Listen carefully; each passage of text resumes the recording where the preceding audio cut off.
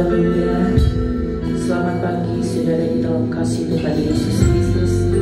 Selamat kita bertemu untuk memuliakan dan mengagungkan nama Tuhan. Kita mau siapkan hati kita di hadapan Tuhan di pagi yang indah ini, dan kita mau merasakan bahwa kemurahan Tuhan itu sangat besar di dalam kehidupan kita. Amin Tuhan.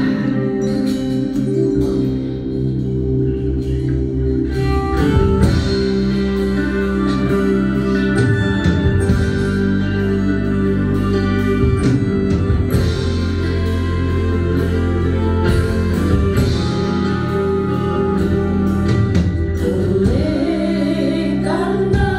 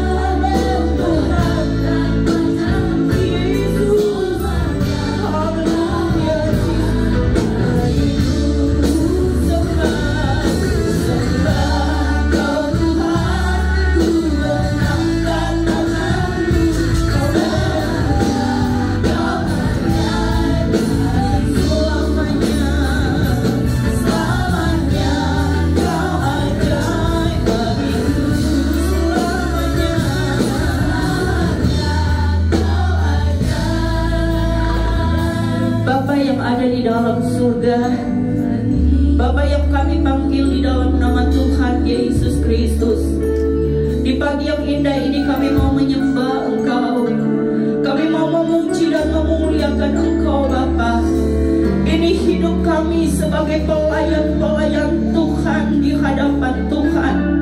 Dengan roh kerendahan hati kami datang kepadamu karena kami tidak dapat membalas kebaikan demi kebaikan, kemurahan demi kemurahan yang sudah kami rasakan di dalam kehidupan kami. Kalau saat ini kami ada di rumah-Mu Bapa, ini karena kami mau membalas kebaikan Tuhan dengan bersekutu kepada Tuhan, dengan memberi tubuh kami, hidup kami untuk memuliakan Tuhan. Layakan kami, kuduskan kami, basuh kami dengan kuasa darah-Mu Bapa, hingga tidak ada penyebab bagi kami untuk menghadap hadirat-Mu di pagi yang indah ini. Sukacita yang besar kami boleh raih pada pagi yang indah ini, ketika kami memuji Engkau, ketika kami menyanyi, ketika kami bertepuk tangan Tuhan. Terima kasih Tuhan. Hati-Mu disenangkan, hati-Mu disenangkan Tuhan. Kuasa kegelapan ingin mengganggu jalannya ibadah kami, konsentrasi kami Tuhan. Kami berdoa di dalam nama Tuhan Yesus Kristus. Di dalam nama Tuhan Yesus Kristus, Allah lalukan dari tempat ini terlebih di hidup kami Tuhan.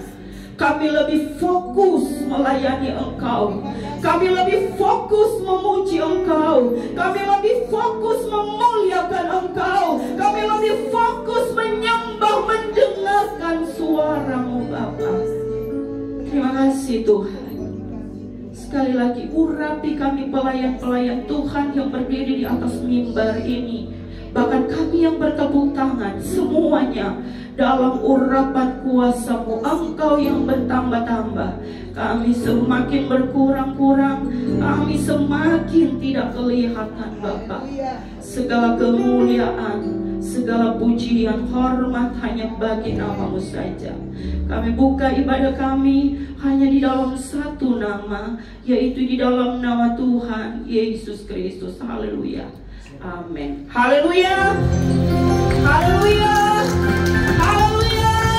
Coba beri tepuk tanganmu yang terbaik buat Tuhan. Amin. Amin. Amin. Puji Tuhan. Kita punya satu sobat yang setia yang tidak pernah meninggalkan kita. Amin. Haleluya.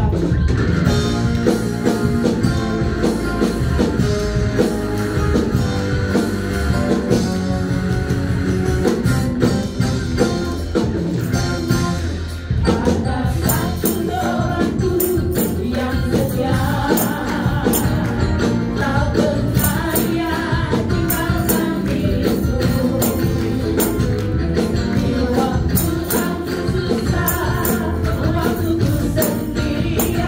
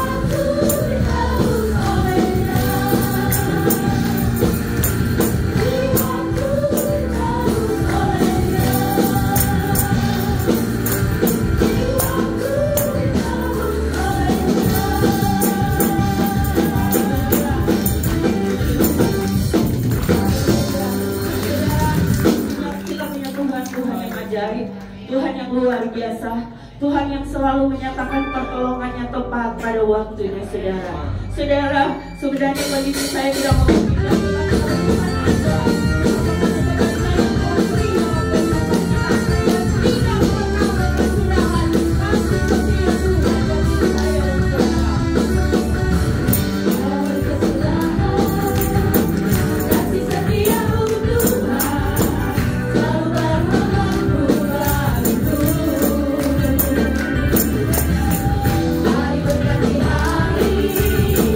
Tetap kulihat kasih-Mu.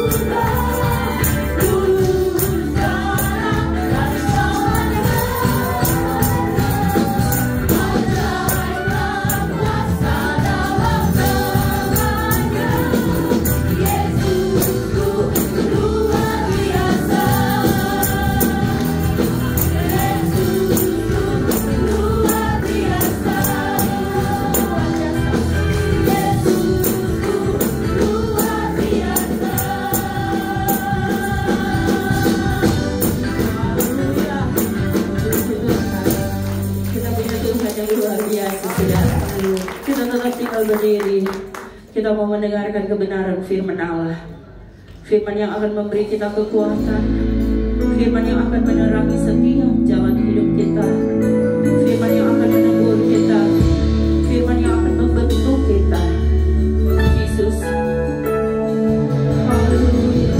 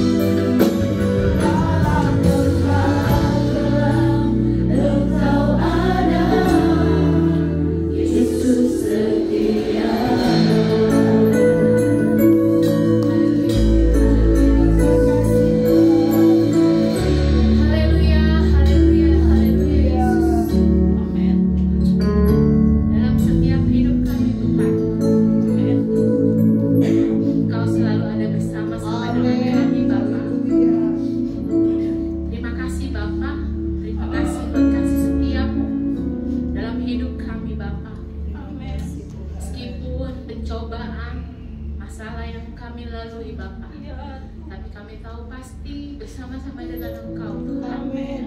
Kami mampu Tuhan, kami kuat Tuhan. Terima kasih Tuhan, terima kasih Bapa. Bapak, pada saat pertengahan ibadah kami Tuhan, kami sudah menaikkan pujian kami kepada Engkau Tuhan.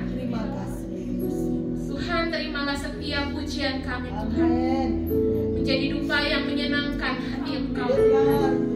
Karena hanya itu yang kami dapat persembahkan kepada Engkau Tuhan, sebagai tanda kami mengasihi Engkau Tuhan. Tiada yang baik daripada kami Tuhan, tapi kami mau belajar Tuhan mengasihi Engkau Tuhan. Kami boleh hadir Tuhan di ibadah kami pada saat pagi hari ini. Kami sudah menyenangkan hati Engkau.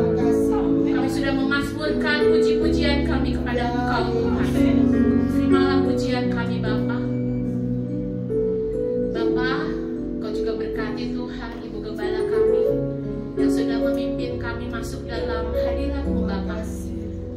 Kau berikan kesehatan terus Tuhan. Tuhan pulihkan terus Tuhan. Begitu juga singer Tuhan, pemain musik Tuhan. Kau tilik setiap keberadaan mereka Tuhan. Kau tahu apa yang menjadi cita-cita mereka Tuhan. Tuhan lihat Tuhan, Tuhan kirim. Tiba saatnya Tuhan, kami mau mendengarkan firman-Mu. Berikan tanah hati yang baik Bapa, agar setiap firman yang boleh tertanam di dalam hati kami, kami boleh menjadi pelaku-pelaku firman-Mu Bapa. Kuduskan kami Bapa, untuk kami boleh memberikan persembahan kami kepada Engkau Tuhan. Berkati setiap persembahan kami Tuhan, untuk hormat dan kemuliaan nama Engkau Tuhan. Buat hamba firman-Mu juga Tuhan, hikmat kepandaian daripada Engkau Tuhan. Tuhan tambahkan terus kepada Bapak Gembala kami Tuhan, agar setiap firman yang diberitakan Tuhan bukan karena hebatnya dia Tuhan, tetapi karena kuasa Allah boleh menyertai selalu mulut dan bibir hamba-Mu Bapa. Terima kasih Bapa, terima kasih. Ampuni setiap dosa dan kesalahan kami Tuhan. Kalau seringkali kami menyakiti hati Engkau dan dengan setiap perbuatan kami Tuhan, ampuni. Layakan kami Tuhan pada saat pagi hari ini menerima berkat lewat firman yang akan kami dengar.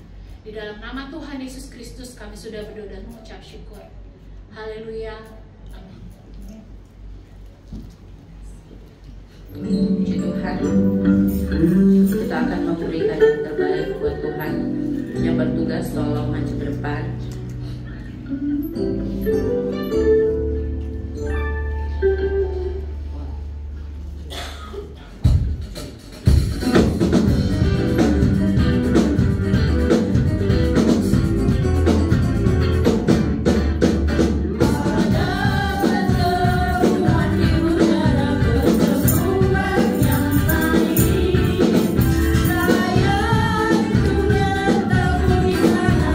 Jauh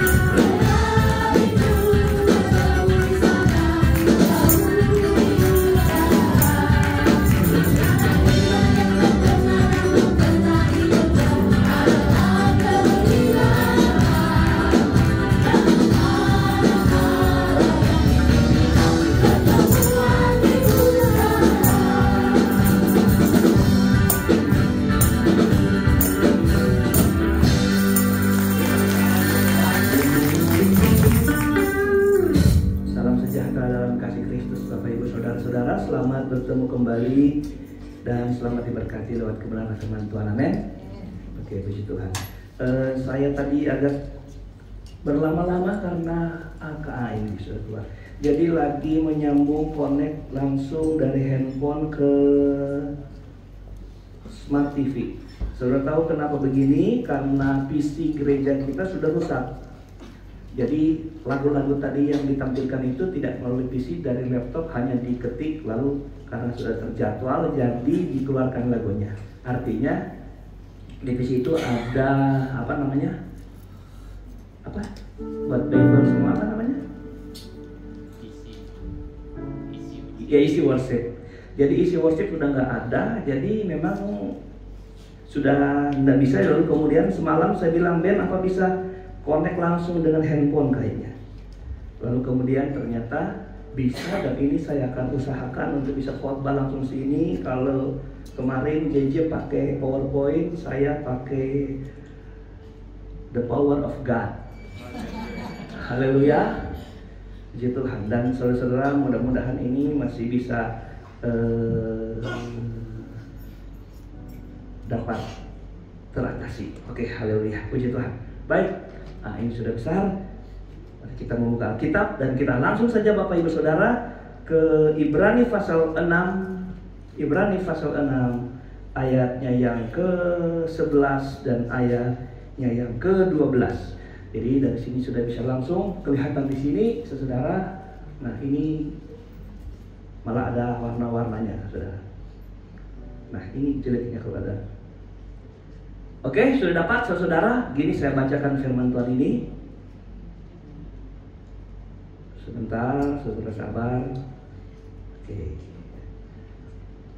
Tetapi kami ingin supaya kamu masing-masing menunjukkan kesungguhan yang sama untuk menjadikan pengharapanmu suatu milik yang apa? Pasti sampai pada akhirnya, agar kamu jangan menjadi lamban, tetapi menjadi penurut mereka yang oleh iman dan kesabaran mendapat bagian dalam apa yang dijanjikan Allah. Haleluya. Bapak Ibu Saudara-saudara, saya mau bicara tentang satu kata di ayat 11, yaitu kesungguhan. Haleluya. Apa ini kita mau bicara hari ini? Belajar kesungguhan. Kesungguhan sama dengan kata sungguh-sungguh. Oke. Ini ayat 11 ya. Kami ingin supaya kamu masing-masing menunjukkan kesungguhan yang sama untuk menjadikan pengharapanmu suatu milik yang pasti sampai pada akhirnya. Bapak Ibu Saudara, lihat ada kata garis besar, yaitu kami, kamu, lalu menunjukkan kesungguhan, lalu menjadikan pengharapanmu suatu milik yang pasti. Saya mulai dulu dari kata kami dan kamu. Kami ini adalah kalimat kata ganti tunggal, jamak untuk orang pertama, dan kamu itu adalah orang kedua. Nah, kami di sini adalah lebih dari satu orang, artinya ini adalah kelompok para rasul, dan yang kamu ini adalah kelompok si penerima surat Ibrani, yang saya mau katakan ini adalah orang-orang percaya. Jadi ada satu kerinduan dari hamba-hamba Tuhan, dari para rasul, untuk supaya jemaat Tuhan, si penerima surat ini menjadi apa? Kita lihat kata kalimat besarnya apa? Menjadikan pengharapanmu suatu milik yang pasti sampai akhirnya. Saya jelaskan begini. Jadi ini hamba-hamba Tuhan, mereka ada kerinduan supaya jemaat Tuhan itu apa? Memiliki sebuah pengharapan pengharapan yang pasti, gitu saya pendekkan. Menjadikan pengharapan mereka sebuah pengharapan yang pasti, bukan pengharapan yang hampa, bukan pengharapan yang sia-sia. Karena Alkitab bilang ada pengharapan yang sia-sia. Nah, ada kerinduan hamba Tuhan. Jadi saya juga hamba Tuhan punya kerinduan. Jemaat Tuhan itu harus punya apa? Pengharapan, dan kemudian pengharapan saudara menjadi pengharapan yang pasti, bukan pengharapan yang sia-sia, bukan pengharapan yang mengecewakan. Karena ada Alkitab juga bilang pengharapan yang menjadi pengharapan yang bikin kecewa. Saudara, ini masih awal tahun, saudara sedang membangun pengharapan. Saya nggak bisa menjamin pengharapanmu jadi, tapi saya hanya menggiring pengharapan saudara dengan doa-doa supaya apa yang saudara harapkan jadi. Haleluya. Supaya saudara berharap di tahun ini pengharapanmu tidak mengecewakan saudara. Amin. Nah, inilah yang menjadi pembahasan kita. Nah, bagaimana ini pengharapan mesti terjadi? Saya mau kasih tahu pertama, itu pengharapan harus dilakukan dengan kesungguh-sungguhan. Katanya menunjukkan kesungguh-sungguhan. Jadi pengharapan itu akan jadi kalau orangnya harus sungguh-sungguh. Saya ulangi, pengharapan itu bisa terjadi kalau ada kesungguhan dari orang yang berharap. Nah, oke. Jadi kita mau bicara tentang kesungguhan atau kesungguhan dalam kata di ayat 11. KBBI bilang itu sungguh punya kata keturunannya adalah kesungguhan. Jadi kesungguhan ini adalah turunan kata dari kata dasar sungguh. Apa arti kesungguhan? Perhatikan ini. Kesungguhan itu menunjuk suatu perbuatan yang sungguh-sungguh atau ketulusan. Saya memberi arti dulu menurut kalimat KBBI ini, saudara, Kamus Bahasa Indonesia ini. Jadi saya memberi pengertian begini: suatu perbuatan akan disebut sungguh-sungguh jika dilakukan dengan penuh ketulusan.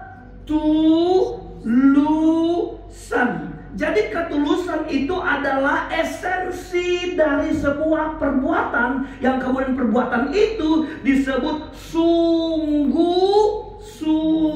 Saudara boleh punya cinta terhadap orang itu, tapi cintamu menjadi suatu cinta yang sungguh-sungguh kalau mencintainya itu disertai dengan ketulusan. Halo? Saudara, ibadah ini akan menjadi ibadah yang sungguh-sungguh engkau lakukan kalau engkau beribadah disertai dengan ketulusan. Karena sungguh-sungguh dan tulus tidak dapat dipisahkan. Sekalipun saudara tiap minggu di gereja, tapi kalau saudara nggak ada ketulusan ibadah, itu tidak dapat diperhitungkan sebagai kegiatan, perbuatan yang sungguh-sungguh. Yang percaya bilang amin. Jadi makanya ini contoh, saudara. Suatu perbuatan dapat dilakukan secara terus-menerus, tapi tidak dengan sungguh-sungguh. Dia tidak pernah alpa ibadah, tapi ibadah belum tentu menjadi sebuah kesungguhan. Dia tetap beribadah, dia tetap berdoa, tapi tidak sungguh-sungguh. Tapi nggak ada ketulusan, tidak sungguh-sungguh. Saudara, dia contoh seorang yang mau jadi atlet, latihannya harus sungguh-sungguh. Biar tiap hari dia pergi di tempat latihan kayak Noah, saudara. Mau jadi atlet bulu tangkis. Kemudian saya bilang, udah stop, Anda nggak sungguh-sungguh. Ya. Karena pelatihnya bilang, ayo bangun jam 5. Ada latihan gratis, lari dulu. Pas saya lihat, Noah, udah lari belum? Ya, lari di tempat tidur. Masih nggak sungguh-sungguh. Lu kalau sungguh-sungguh, jam 5 latihan mau jadi atlet, saudara bangun jam 4. Karena apa? Sungguh-sungguh. Dia belum bisa menaklukkan dirinya untuk tulus melakukan latihan itu. Haleluya. Kalau orang sungguh-sungguh belajar pasti naik kelas. Makanya itu sungguh-sungguh penting. Haleluya. Sekalipun memang sungguh-sungguh itu nggak dapat dinilai, karena sungguh-sungguh itu adalah esensi dan perbuatan. Perbuatannya dapat dilihat, tapi apakah kita menjudge orang sungguh-sungguh atau nggak sungguh-sungguh? Sukar, karena apa? Karena itu ada di dalam. Itu ketulusan persoalan hati. Kok itu orang tepuk tangannya kayak bikin onde-onde? Jangan dulu dibilang sungguh-sungguh. Dia dari dulu sejak ibadah sini onde-onde terus dia. Tapi itulah kesungguh-sungguhannya. Terkecuali tuh dulu, jodoh. Sekarang dia udah onde-onde. Kelihatan. Saudara, karena itu di dalam, saudara. Haleluya. Makanya silakan, karena itu persoalan karakter dalam memuji Tuhan. Saya berdoa Ibu Gembala bisa berhasil pujian malam ini. Siang ini. Kemarin dia mau cari pengganti, tapi akhirnya dia putuskan nggak apa-apa. Kalau saya sehat, ya dia dilarikan ke rumah sakit, ke dokter, saudara. Hari apa? Hari Jumat. Hari Jumat malam, saudara. Larikan ke dokter dan sebagainya. Pulang, demamnya masih tinggi, muntah-muntah, saudara. Bisa nggak? Aduh, tapi berdoa, saudara. Kan beratnya bukan di sini, latihan tadi malamnya kan yang berat. Kita kan puji-pujian berapa? Setengah jam, latihannya kan 2 jam. Kayak ibadah Natal. Ibadah Natalnya 2 jam, latihannya 3 bulan, saudara. Yang berlatihan, mampu nggak, saudara? Tapi saya percaya itu ada karena ada niat. Saya mau melayani Tuhan. Ya. Kita bilang, layanilah Tuhan dengan keadaan baik ataupun tidak baik. Tuhan berkati. Berdoa supaya Ibu Gembala tetap sehat dan kuat bisa melayani Tuhan secara terus. Jadi ini perlu kesungguh-sungguhan. Oke, kita mulai dari Ibrani. Tetap ayat 11. Ya, jadi dia ngikut ponsel ini. Saya baca ulang ayat 11. Tetapi kami ingin supaya kamu masing-masing menunjukkan kesungguhan yang sama. Nah, sekarang saya mau bicara tentang kesungguhan yang sama, saudara. Kesungguhan yang sama untuk menjadikan pengharapanmu sebenarnya pasti. Kesungguhan yang sekarang yang ayat 11 itu adalah kesungguhan menjadikan pengharapan suatu kepastian. Tapi kata kesungguhan yang sama, saudara ngerti nggak? Kesungguhan yang sama. Berarti apa ini? Berarti kalau ayat ini bilang begini, aku ingin supaya kamu masing-masing menunjukkan kesungguhan yang sama. Apa maksudnya?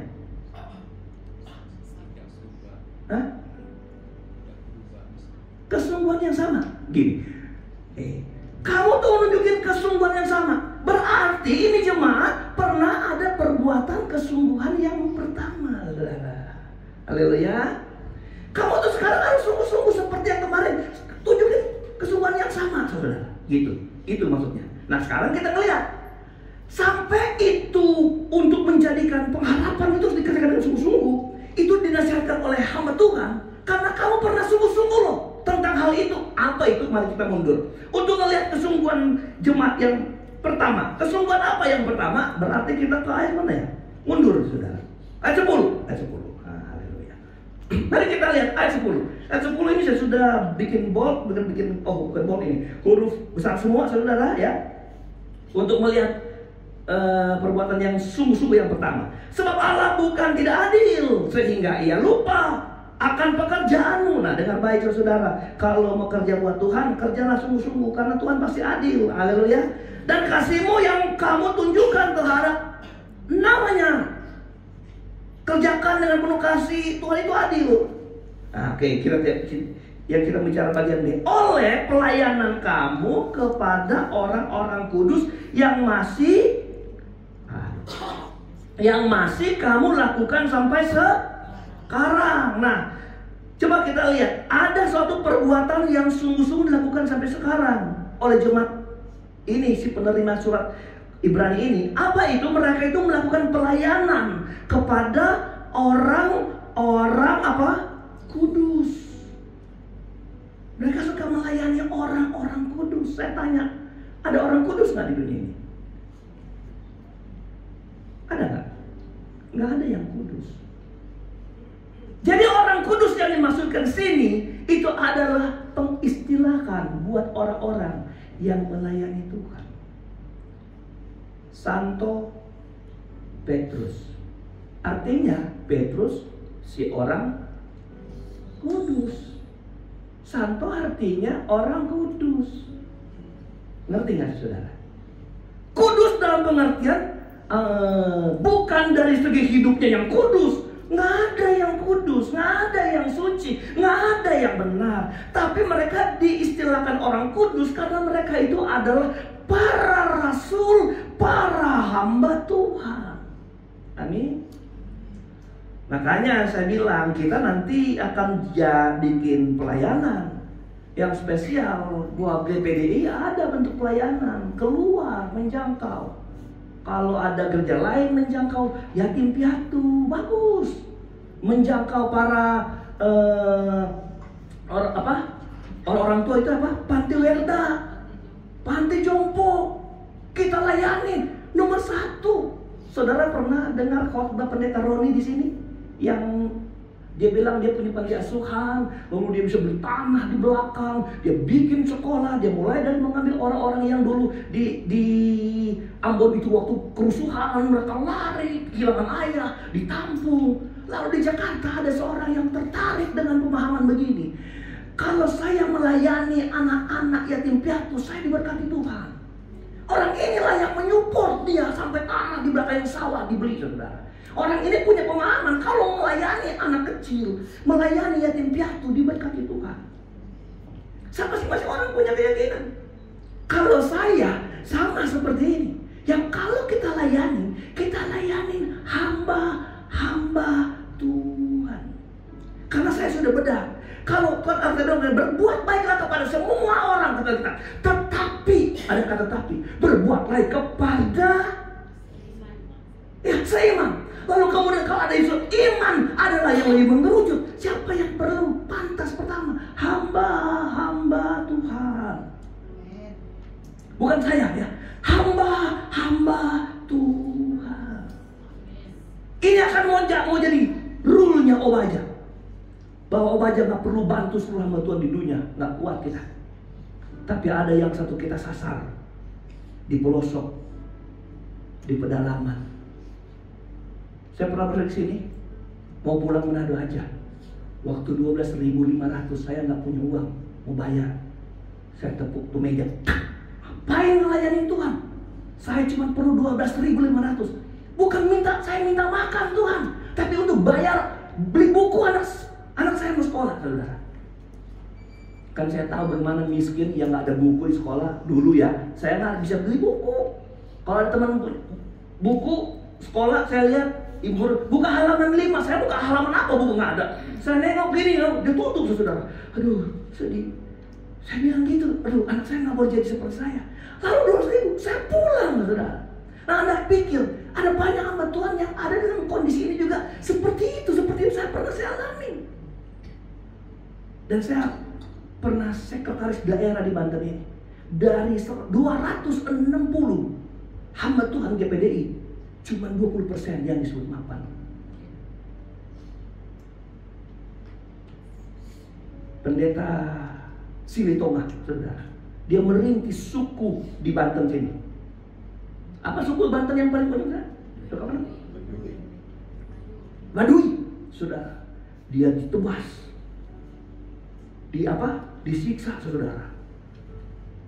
Tapi masih hidup sampai sekarang umur 70-an.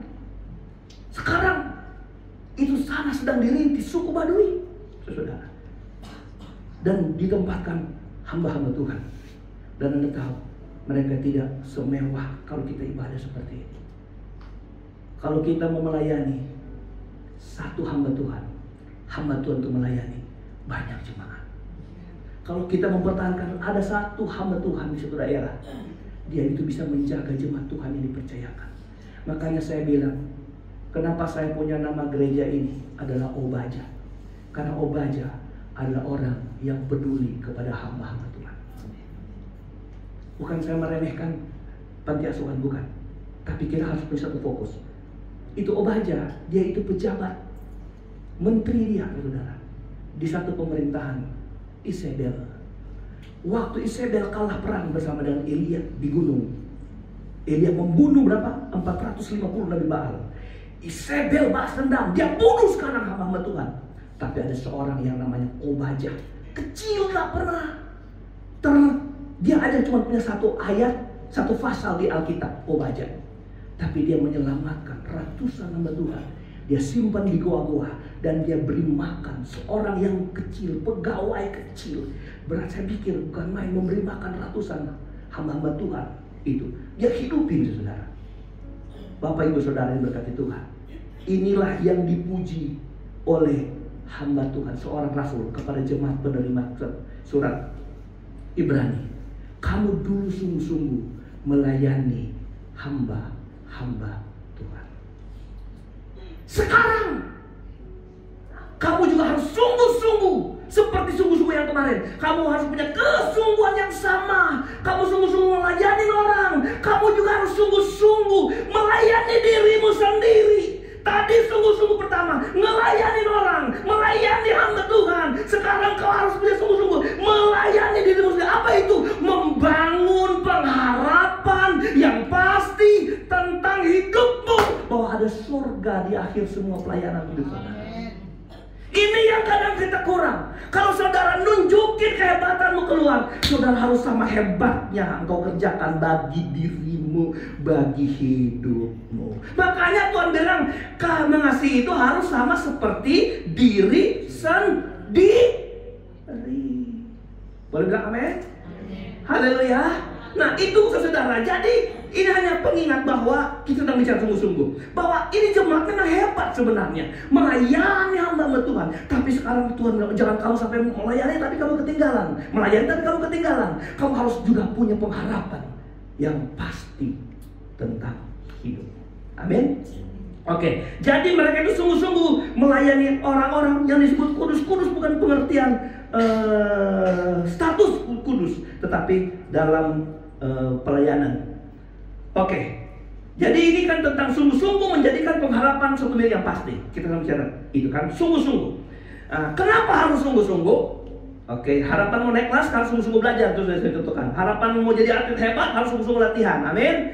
Harapan mau jadi diberkati Tuhan atau sukses dalam pekerjaan, sungguh-sungguh saudara. Sungguh-sungguh, semua harus sungguh-sungguh. Nah, kenapa harus sungguh-sungguh menjadikan pengharapan yang pasti? Pertama, ada alasan. Mari kita baca ayat setelahnya. Kan jawaban terdekat harus kita cari. Kalau kita memberi pertanyaan satu ayat, kita harus mencari jawaban terdekat dari ayat itu. Kalau nggak ada jawaban di ayat terdekat, kita cari pasal terdekat, gitu saudara. Atau konteks terdekat, baru pasal terdekat, baru buku terdekat. Ayat terdekat dari ayat 12. Mari kita lihat ayatnya yang ke-12. Saya masih lihat dari sono sampai ke ada. Kenapa harus sungguh-sungguh menjadikan pengharapan suatu milik yang pasti? Satu, ayat selanjutnya, ayat 12 bunyinya begini. Agar atau supaya kamu jangan menjadi lamban, tetapi menjadi penurut-penurut mereka. Ini saya tambahin mereka, yang oleh iman dan kesabaran mendapat bagian dalam apa yang dijanjikan Allah. Saya ambil dua unsur ayat ini. Kenapa orang harus sungguh-sungguh? Di dalam ayat ini ada dua maknanya. Yang pertama,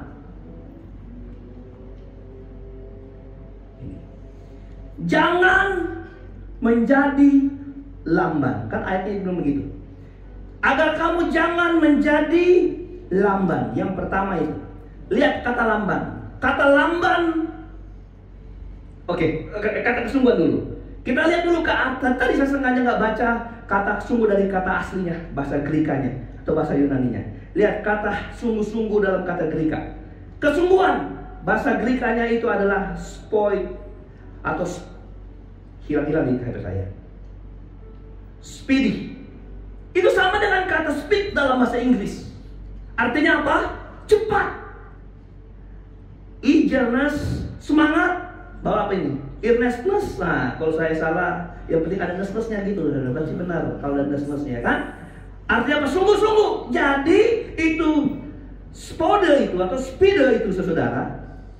Itu artinya cepat, semangat dan sungguh-sungguh. Nah, kenapa yang pertama alasan orang sungguh-sungguh? Supaya nggak jadi lamban. Kata lamban itu musuh dari kata cepat. Haleluya. Sekarang orang harus kerja bukan punya semboyan biar lambat asal selamat. Sekarang harus apa?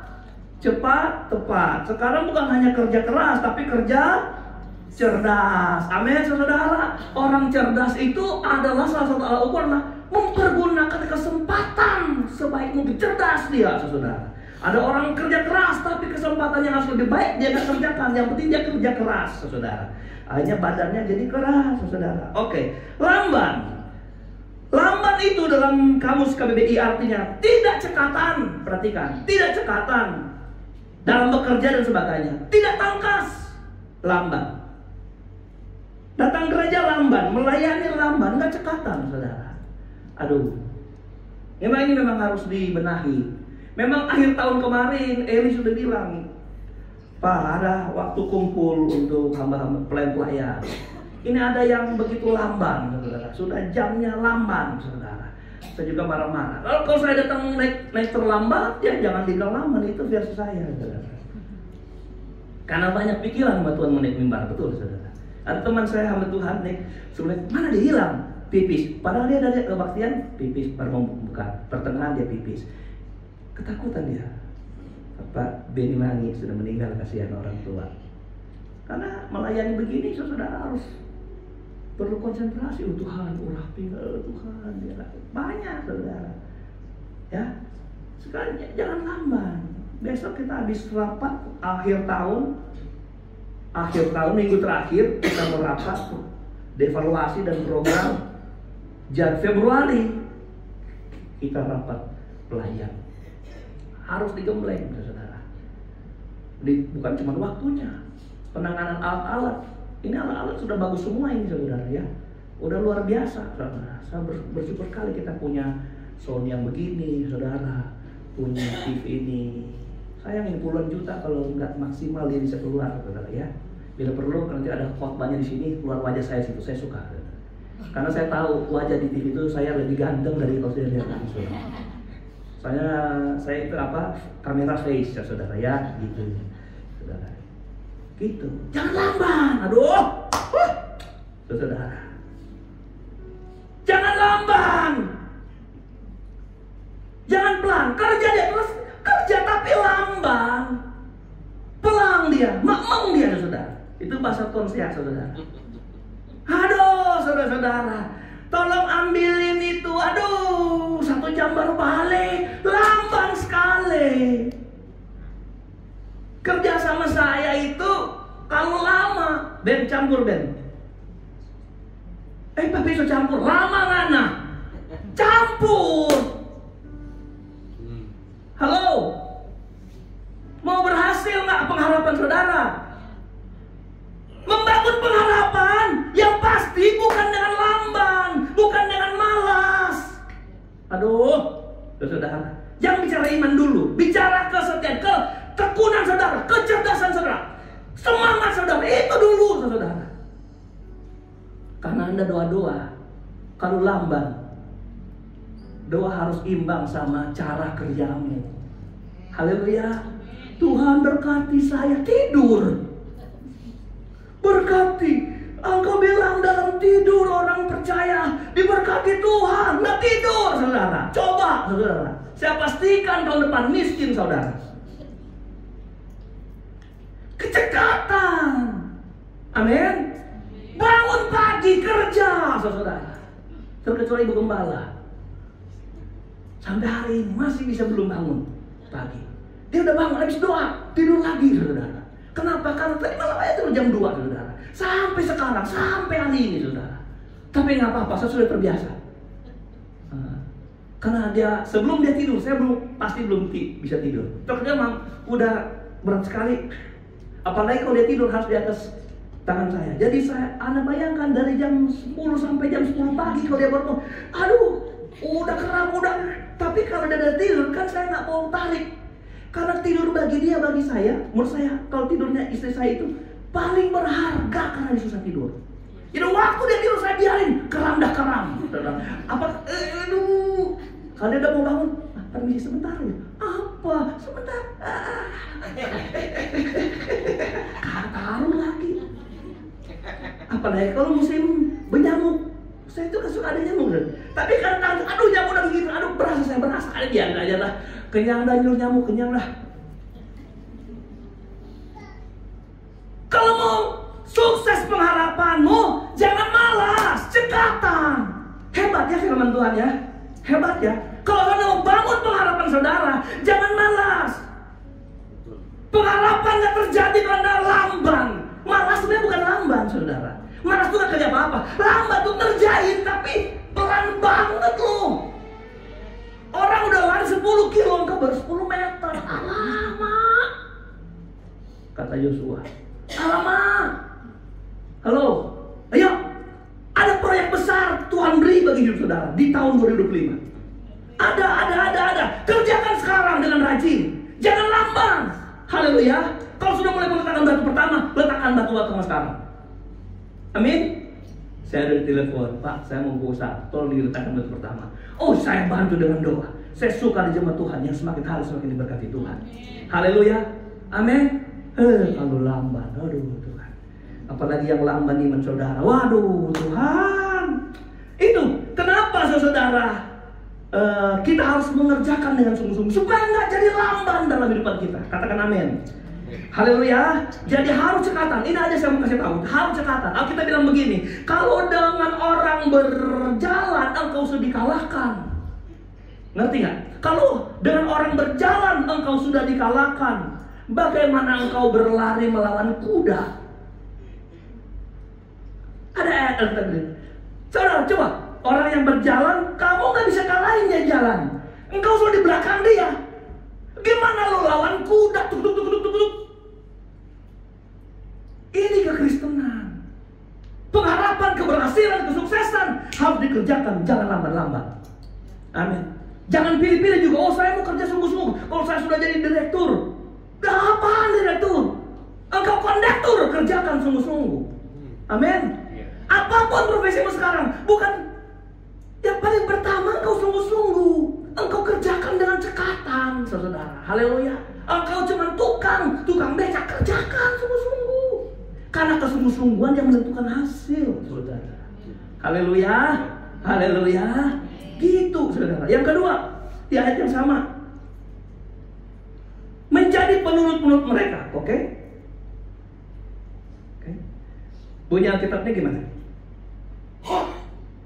Tadi kan, supaya agar kamu jangan menjadi lambat, tapi menjadi penurut-penurut mereka yang oleh iman. Ini saya garis bawahi dalam tanda kurung kata mereka yang oleh iman dan kesabaran mendapat bagian. Jadi yang kedua, kenapa kita harus sungguh-sungguh mengerjakan pengharapan itu? Supaya tadi lamban tadi, lalu sekarang menjadi apa? Supaya kamu menjadi penurut. Oke? Penurut. Saya tanda kutip garis mereka. Ada saya kasih pertanyaan, kenapa bukan penurut Tuhan ya? Kenapa penurut mereka? Mereka ini bukan Tuhan. Mereka ini orang. Tapi orang yang mana? Nanti. Kita yang kedua, kita menjadi sukses. Ada yang harus kita turuti. Kata penurut dalam bahasa Yunani itu mimetes. Mimetes itu imitator, followers, peniru, pengkopi, saudara. Haleluya. Saudara mau dimimetes anakmu, saudara. Engkau diteladani, dikopi oleh anakmu.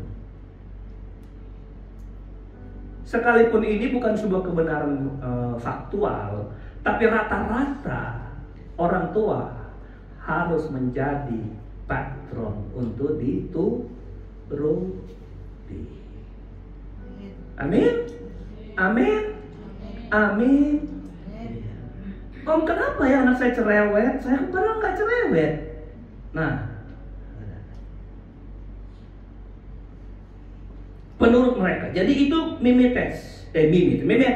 Nah, kenapa bukan Tuhan? Kenapa harus mereka di sini? Berarti itu orang. Nah, saya kembali kepada kata mereka itu di ayat firman Tuhan yang sebenarnya. Oke, nggak apa-apa. Karena ini handphone ya, saya buka. Saya harus kembali ke ayat firman Tuhan. Ini catatan di ayat firman Tuhan. Nah, ini hebatnya. Dari dulu saya pakai Alkitab. Apa ini?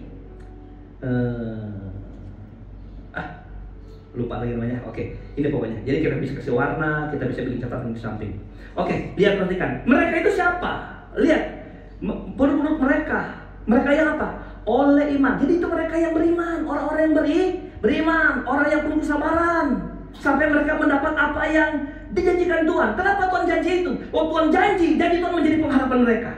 Amin. Saudara berharap karena apa? Karena janji Tuhan. Benar nggak saudara? Pengharapan kita kan kita berharap karena ada janji Tuhan. Nah, saya hanya mau menjelaskan kenapa mereka itu siapa sih sebenarnya? Jadi mereka itu adalah orang-orang yang beriman dan punya kesabaran. Kita harus meniru mereka. Siapa itu? Salah satu contoh ayat 13. Kita baca, sebab ketika Allah memberikan janjinya kepada Abraham, jadi mereka itu adalah tokoh-tokoh iman. Ia bersumpah demi dirinya sendiri karena tidak ada orang yang lebih tinggi daripadanya dan seterusnya. Jadi salah satu contoh, saudara-saudara, saya balik ke catatannya. Oke. Jadi itu Bapak Ibu Saudara adalah orang-orang beriman. Nah, yang kedua adalah kita menjadi penurut mereka. Maka saya kasih catatan begini. Orang yang sungguh-sungguh ikut Tuhan, ia juga adalah orang yang penurut pemimpinnya. Haleluya. Itu Paulus nggak bilang, kamu jadi penurut Tuhan. Tuh, enggak, dia jadi peniru orang beriman. Haleluya.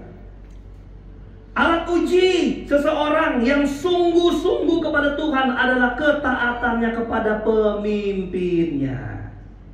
Amin. Nah, itu Alkitab yang bilang. Saya hanya menggali dan melumuri keleluasaan makna di dalam Alkitab, saudara. Musa bilang, Tuhan bilang sama Musa, bilang sama orang Israel,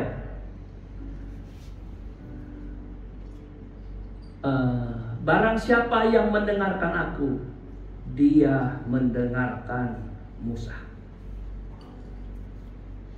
Saudara, satu hal yang fatal seorang ketika dia tidak dapat menghormati pemimpinnya. Kenapa? Waktu dia nggak sinkron dengan siapa yang memimpin dia, saya pastikan dia tidak akan sungguh-sungguh dipimpin oleh orang itu. Kalau saudara tidak sinkron dengan saya pastikan Anda tidak akan sungguh-sungguh beribadah.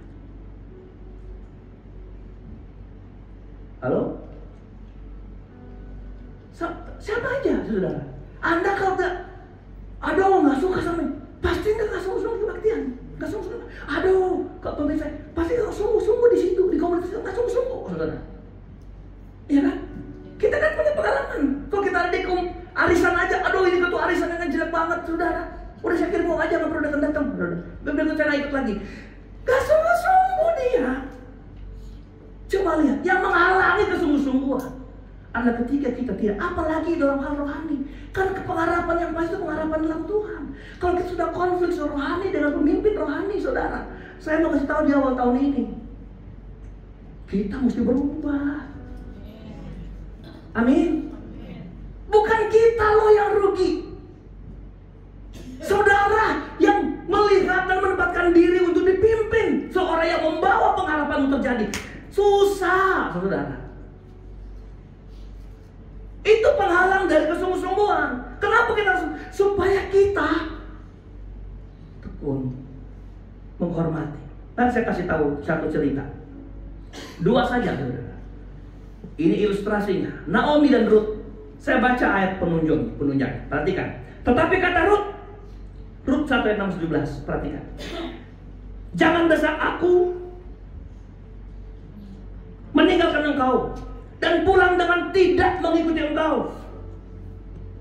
Jadi ini Ruth disuruh pulang sama Naomi. Waktu mereka dari Moab mau pulang kembali ke Bethlehem, karena anak-anak mereka, suami mereka sudah meninggal. Pergilah Naomi, ikutlah dua apa ya perempuan ini? Mantunya, Orpa sama Ruth. Di tengah jalan Naomi bilang, pulang. Aku gak akan mungkin melahirkan anak kalau anak itu pun kalau laki-laki dan bisa nikah. Kalau dia besar kamu udah tua. Kan gitu adatnya. Seorang yang suaminya meninggal harus nikah sama adiknya. Gitu. Jadi dia udah tua, kamu terlanjur Naomi itu tua, nggak mungkin punya anak. Kalau tuh punya anak, kamu dia tua dia waktu dia besar. Nggak mungkin. Si Orpa langsung cium mertuanya dan dia pulang ke negerinya. Tinggal si Ruth. Ruth itu saudaramu satu ya Pak. Apa? Biasa Ruth apa ya? Pulang aja lupa saya. Ya udah pulang. Kamu ikut? Enggak. Dia nggak ikut. Dia pergi lagi di tengah jalan. Kamu pulang aja. Enggak. Apa yang Ruth punya alasan untuk ikut? Perhatikan ini. Jangan saat aku tuh dengan engkau dan pulang dengan tidak mengikuti engkau. Sebab ini, kemana kau pergi, ke situ juga aku pergi. Nah, ini yang mau bicara tentang sungguh-sungguh, saudara. Dan di mana kau bermalam, di situ jugalah aku bermalam. Perhatikan nih, bangsamu lah bangsaku. Dia apa? Mengkerak status bangsa Moabnya untuk menjadi sebangsa dengan Ruth. Bangsa dengan Naomi, dengan mertuanya, saudara. Lihat, bangsamu bangsaku, Allahmu lah Allahku. Moab penyembah berhala. Tapi karena dia sungguh-sungguh, dia menerima Allahnya si Naomi. Dia sungguh-sungguh. Perhatikan terus. Di mana engkau mati, aku pun mati di sana. Di sanalah aku dikuburkan. Beginilah kiranya Tuhan menghukum aku. Perhatikan, dia bangsa bilang begini. Bahkan lebih lagi daripada itu, jikalau sesuatu apapun memisahkan aku dari engkau selain daripada maut. Itu hanya orang yang mau ikut mertua, yang misahin dia cuman maut. Nanti Februari ada 2 yang mau menikah. Nanti ini pertanyaan mau ditanyakan. Hanya maut yang memisahkan kami, bukan baju baru. Haleluya. Mau. Ini hanya mertua sama mantunya tuh saudara. Jadi apa? Allahmu Allahku, Tuhanmu Tuhanku, bangsamu bangsaku, engkau mati aku mati. Itu yang sungguh-sungguh. Saya tanya, dapat apa itu Ruth setelah dia sungguh-sungguh? Dapat apa? Dia bukan cuma dapat berkat, dia dapat nama yang luar biasa. Seorang Moab, orang yang bukan keturunan Yahudi, orang yang aturannya gini, kalau kamu nikah orang Yahudi ya, orang Ibrani, jangan ngambil orang luar, harus orang dalam. Dari Abraham seluruh dari keturunan pertama Tuhan tetapkan, jangan ngambil orang luar untuk dapat keturunan hebat. Tapi ketika Ruth mengikuti Naomi, dia masuk menjadi satu keturunan untuk Tuhan Yesus datang ke dunia. Ruth menjadi neneknya Daud. Bayangin saudara, dia punya keturunan yang hebat, Daud. Dia punya nama yang besar. Dia nikah sama orang konglomerat yang namanya Boas. Boas itu singkatan Benito Ozora Armando Sianipar. Siapa Hutar. Boas. Jadi kalau ada orang-orang manggil Benito, cuman saya di sini. Boas. Kalau mau Boas, singkatan panjanganmu Ben. Ya. Saya kasih nama dia Benito Ozora Armando nama bapaknya. Karena dia suka film India ya. Dia jadi istri orang hebat. Nikah sama Boas. Waduh, luar biasa. Bayangin ya kalau dia gak sungguh-sungguh nurut. Kalau dia pulang jadi apa? Nggak jadi apa dia di Moab? Kalaupun dia ikut gak sungguh-sungguh, cuman kamu selasa, saudara, mau jadi apa dia? Tapi sampai dia bilang, mau pisahin aku sama kamu. Coba. Sama Tuhan kalau kita gak sungguh-sungguh, kita gak dapat apa-apa. Bukan mundur. Gak sungguh-sungguh aja. Ibadah gak sungguh-sungguh, doa gak sungguh-sungguh, pelayanan gak sungguh-sungguh. Dapat apa? Haleluya. Yang kedua, perhatikan. Mengikuti mereka ini orang-orang hebat. Elisa waktu diikut Elia. 2 Raja-Raja 2:14. Ini aja yang saya mau kasih tahu saudara. Bacain. Ia mengambil jubah. Ini Elisa. Elisa mengambil jubah Elia yang telah terjatuh itu dipukulkannya ke atas air itu sambil berseru. Di manakah Tuhan Allah Elia? Ia memukul air itu, lalu terbagi ke sebelah sini dan ke sebelah sana, maka menyeberanglah Elisa. Menjelang Elia naik ke sorga, ini perjalanan ke Gilgal. Elia bilang, kamu tinggallah di Gilgal. Aku mau kemana ya? Ke Betel. Karena apa? Tuhan bilang, Tuhan akan mengangkat aku. Apa Elisa bilang? Kemana pun kau pergi, aku mau ikut. Saya pendekin ceritanya. Aku mau ikut. Jalanlah mereka berdua, ketemu nabi-nabi kecil. Elisa, kamu nggak tahu malu, itu Tuhanmu, pimpinanmu akan dibawa Tuhan. Kamu tinggallah, nggak usah ganggu Tuhan. Oh enggak, di mana Tuhanku pergi? Pimpinanku pergi, guruku pergi. Aku datang. Karena Elisa itu kepala sekolah. Ada sekolah nabi pada waktu itu. Elia kepala sekolah. Elisa satu murid pembantunya. Elia pergi, Elisa di kepala sekolah. Kemana pergi? Sudah sampai di Betel. Sudah, kamu tinggallah di sini. Aku mau ke mana lagi? Jericho, saudara. 4 kali tempat pindah. Dia bilang, aku mau pergi, aku mau ikut. Setelah lewat, sudah mau dapat terangkat. Kamu minta apa? Aku minta 2 bagian dari rohmu. Berat sekali yang kamu minta, kata Elia. Berat sekali kau minta roh. Menurut Elia itu berat. Tapi apa yang Elisa dapat? Elisa dapat roh yang lebih hebat daripada Elia. Orang bilang cuma dapat setengah dari kekuatan Elisa. Elia enggak. Dia mendapat 2 kali lebih hebat. Makanya Elia pernah bilang sama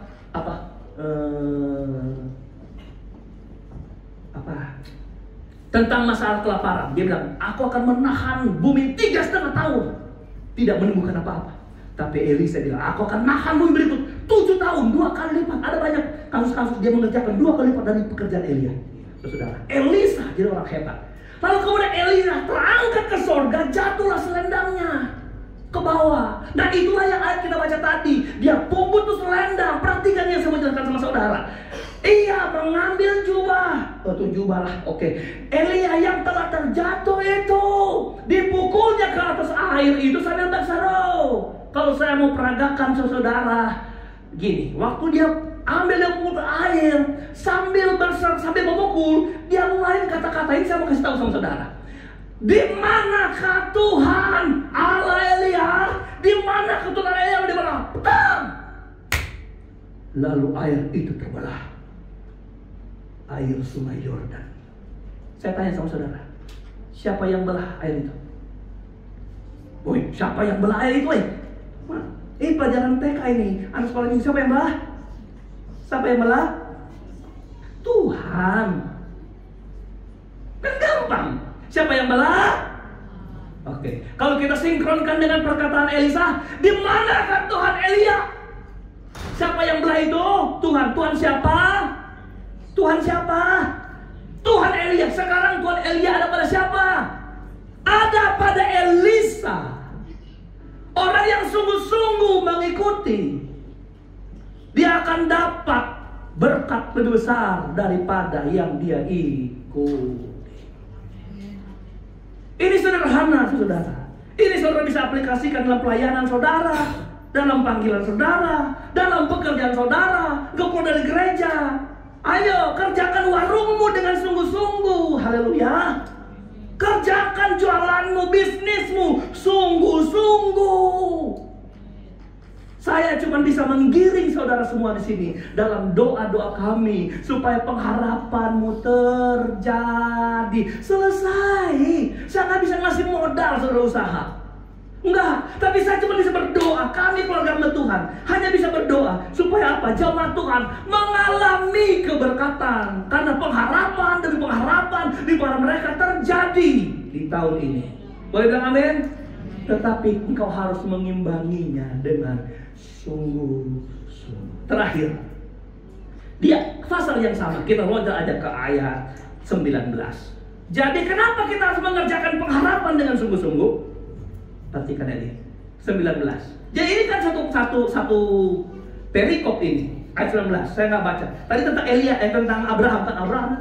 Abraham dapat. Abraham nggak punya kapasitas untuk mendapat keturunan, tapi dia dapat karena dia sungguh-sungguh berharap. Aku pasti pegang janji Tuhan bahwa saya akan jadi bangsa yang besar. Dia pegang padahal dia sudah tua, istrinya menopause. Dia sudah 100 tahun nggak mungkin, tapi dia percaya, dia sungguh-sungguh, dia dapat. Nah, ini dikunci dengan kalimat ini, saudara. Oke, karena ini sudah kalimat terakhir, udah nggak ada catatan, saya ke ayat pokoknya aja.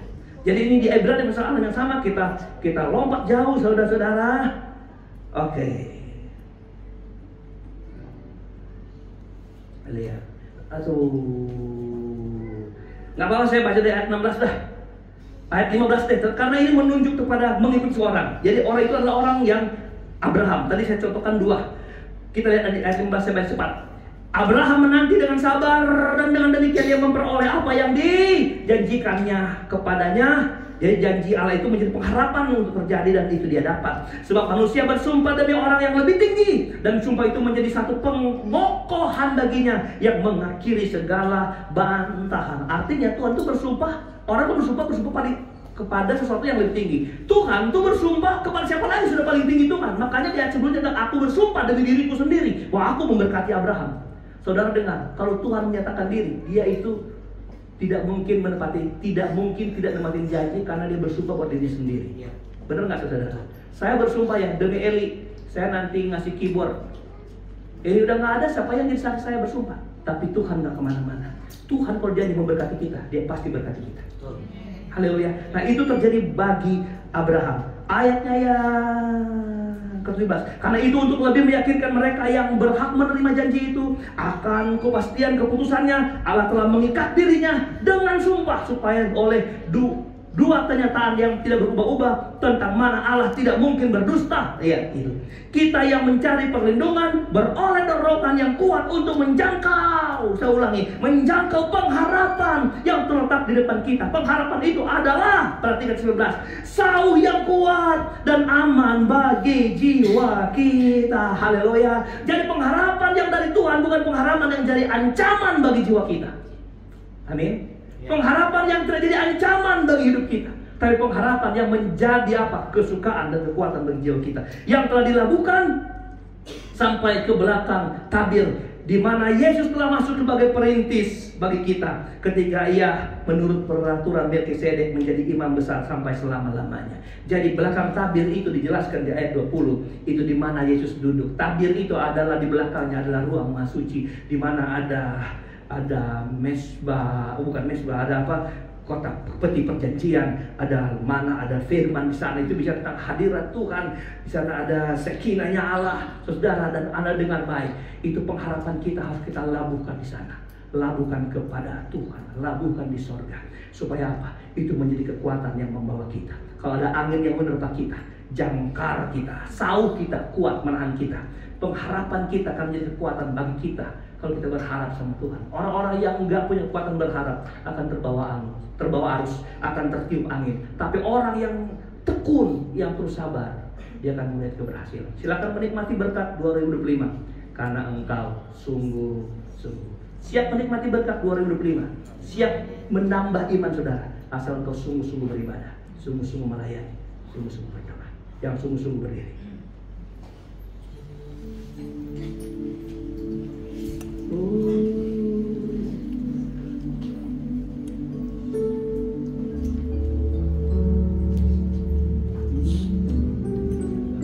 Berkali-kali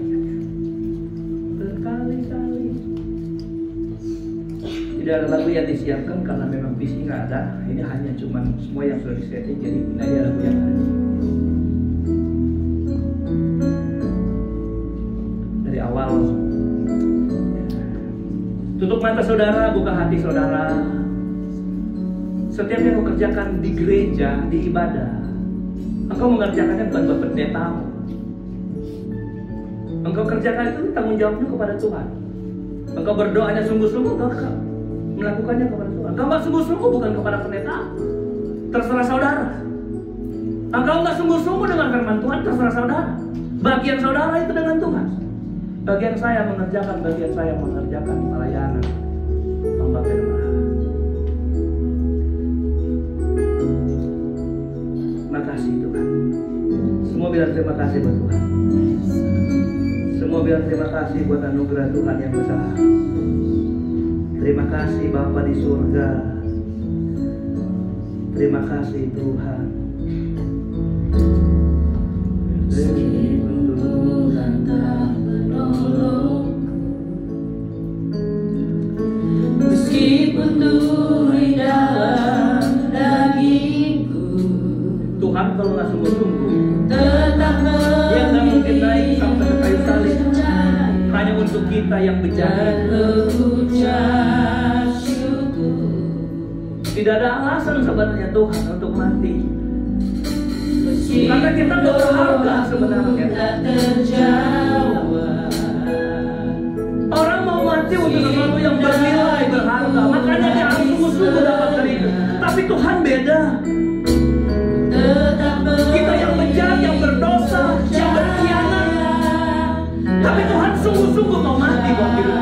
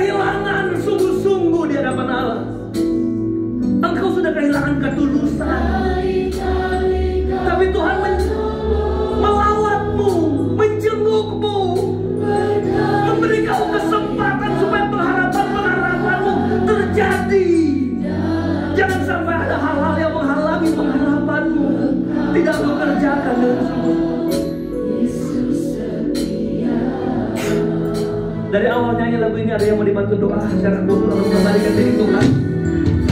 Boleh datang ke depan sebelum kita pulang mengakhiri ibadah ini.